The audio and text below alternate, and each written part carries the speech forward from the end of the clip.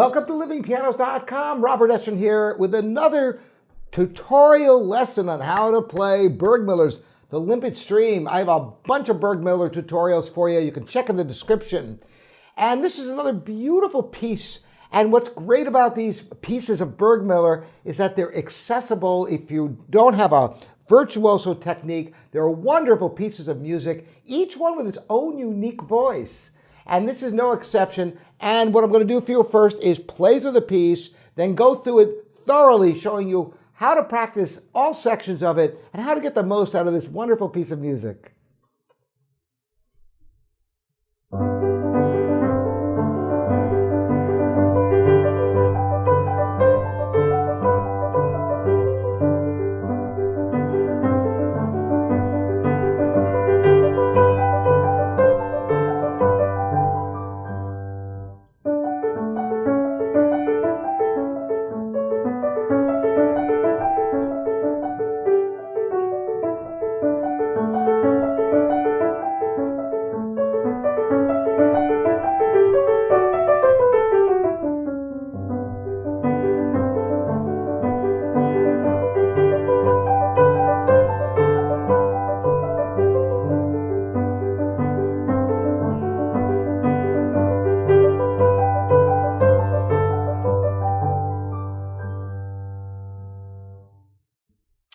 A beautiful piece. Now, first of all, the name, The Limpid Stream, sounds kind of odd.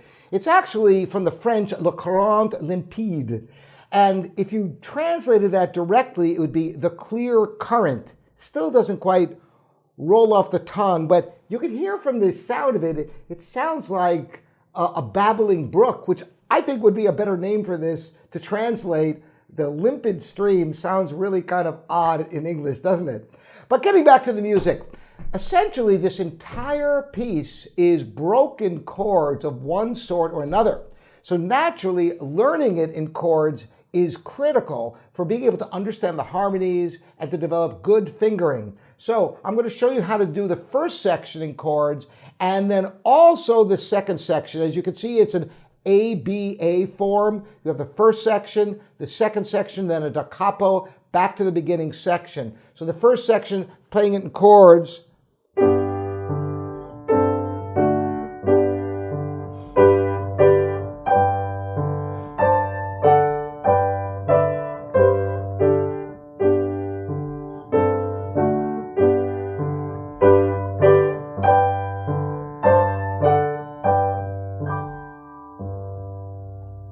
And you notice, of course, that there's repetition here. So what I recommend doing is to take very, very small chunks. If I was learning this, believe it or not, I would just take that much. That doesn't sound like much, is it? It's basically three different chords. You start and end on the G major chord in first inversion. The left hand, of course, is... You can learn that in just a moment just by looking it over. And so then you play the hands together in chords. Notice I don't play the second chord because it's the same as the first chord. Just hold it for the two beats. After you've played that, then of course you play it as written. Notice the double stem notes in the right hand. What is this all about? It's basically as if you have two different instruments playing. Imagine for a minute that the top triplets are played on a guitar strumming.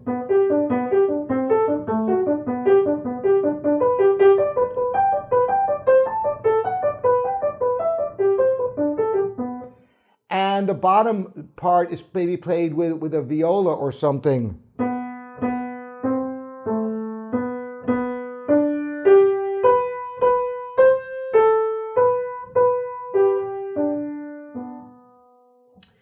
On the piano, of course, you can play more than two parts at a time. Even with one hand, there are two parts. So you must hold down that quarter note longer than its value of the eighth, so they overlap. Naturally, you have to lift it up so it can replay again.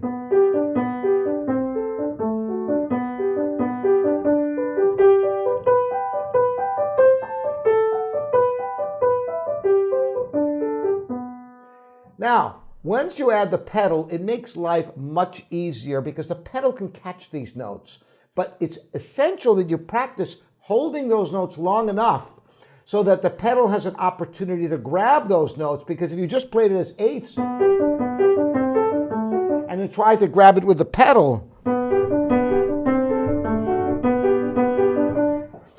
you might not be able to get the pedal in time. But by holding it long enough,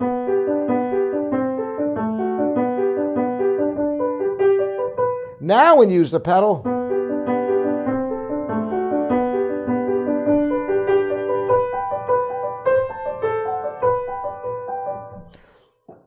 there's plenty of time. And notice, you want to pedal half measures. Now you can in the second measure, since it's all just a broken G major chord, you could just hold the pedal for the whole measure if you wanted in the second measure. But doing half measure pedaling throughout the entire first section works just beautifully, as demonstrated.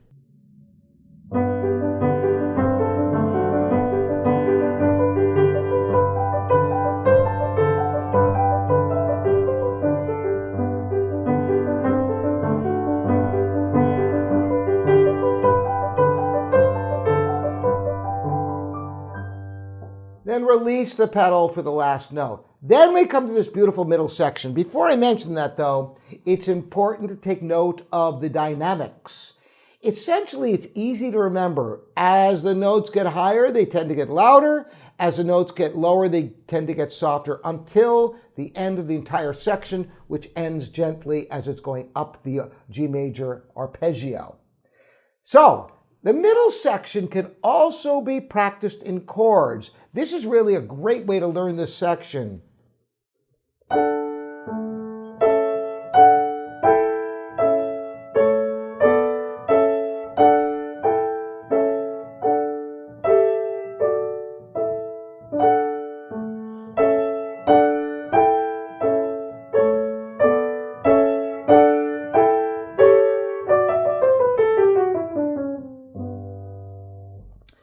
You will develop good fingering and an understanding of the harmonic underpinnings of the music by practicing in chords first. And once again, I recommend very, very small sections at a time. I would just learn. That much is enough.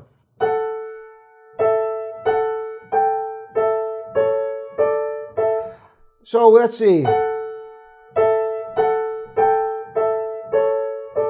Maybe 2 measures.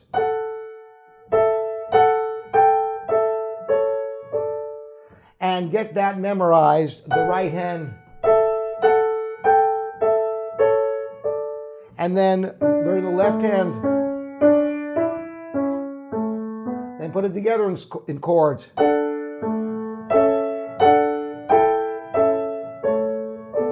Now I'm going really fast. And I'd recommend going drastically slower when you're learning this.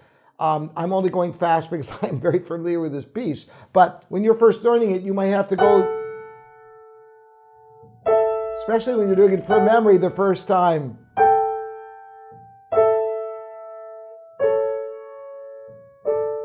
And when you put the hands together, naturally you'll go very slowly.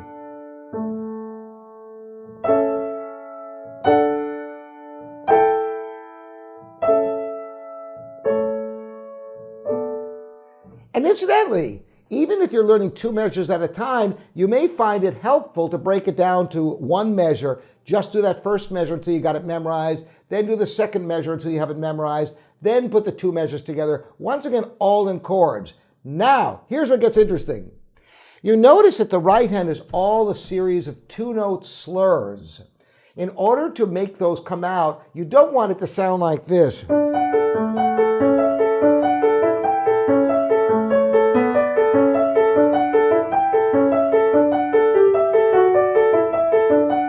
Sounds very mechanical, doesn't it? So the 2-note slurs are accomplished with a wrist motion going down on the slur and up on the second note, essentially making the second note of the slur staccato. Now, why is this? Well, slurs mean to connect, and staccatos mean to detach. Because the slur ends on the second note, it is de facto detached, which is staccato. To make matters even clearer, Burgmüller puts in eighth rests, so you absolutely must release the second eighth of each group. What better way than with the wrist? I've talked about how the wrist plays staccatos with a down-up motion like this. Well, think of this as a delayed down-up. Down-up, down-up, down-up, down-up.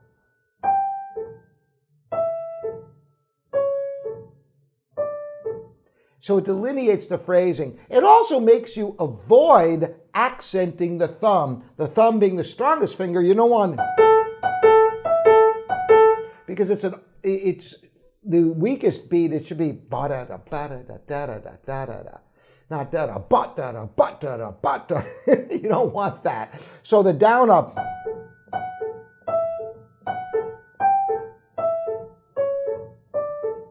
And you can practice this very slowly, down, up. Notice the arm doesn't move up and down, only the wrist. Strike from above. From above. That makes the slurred note stronger than the staccato note, the end of the slur. Then you finally, when you got the right hand worked out that way, you put the hands together.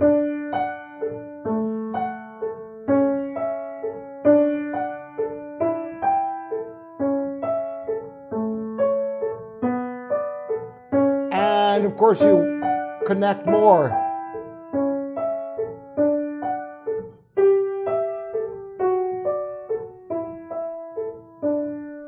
Notice the left hand also has slurs. You must delineate the slurs by not connecting what is not slurred.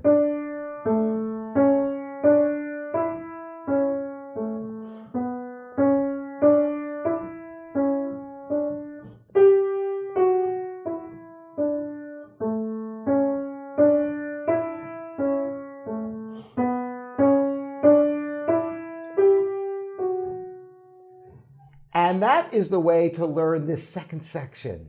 Once again, first, learn in chords. Just learn the right hand, the two-note groups, and get that memorized. Even if it's one measure, take the smallest amount you need in order to learn it in a reasonable amount of time. If it takes you more than 5 minutes, 7 minutes to learn something, then take a smaller section, because you want to be able to digest things quickly and easily. The smaller the section, the easier it is to master it. If you're learning it from the music, same thing. Take small sections. Even if you aren't memorizing the music, the small sections give you an opportunity to really study the score and make sure you're learning accurately right from the get-go. And that is basically the secret to this section. And the very end, of course, you have the...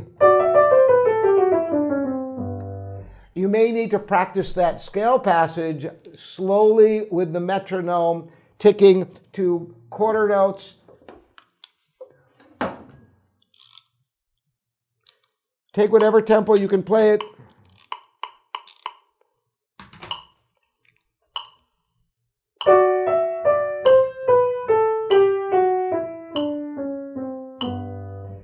Be sure to practice that with a decrescendo back to the original theme. It's not written, but it's logical. Descending lines tend to get softer, just like when you're singing.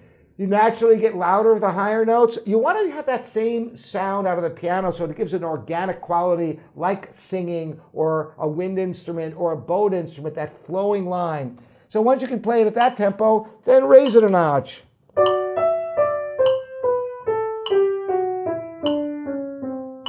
Raise the notch every time you not only get it perfectly, but it feels comfortable. And it may take you a little while, but you know what? You take your 5 minutes and you'll get the thing up to a better speed. Take it to the point of diminishing returns. You might not be able to get it up to performance tempo in one sitting. Don't worry about it. There's always tomorrow. Always take your practicing to the point of diminishing returns, meaning don't beat your head on something that you're not making any progress with. Always consider taking smaller amounts, taking hands separately. Try to break things down to smaller elements that you can absorb so that every minute of your practice is productive. You're not spending 20, 30 minutes doing something where you're not getting anywhere. That's what my teaching is all about, is maximizing your effectiveness in the work you do. And I do that with all my students. If you're interested in private lessons, you're welcome to contact me here at livingpianos.com, your online piano store. Again, thanks so much for joining me. We'll see you next time. I'm Robert Estrin.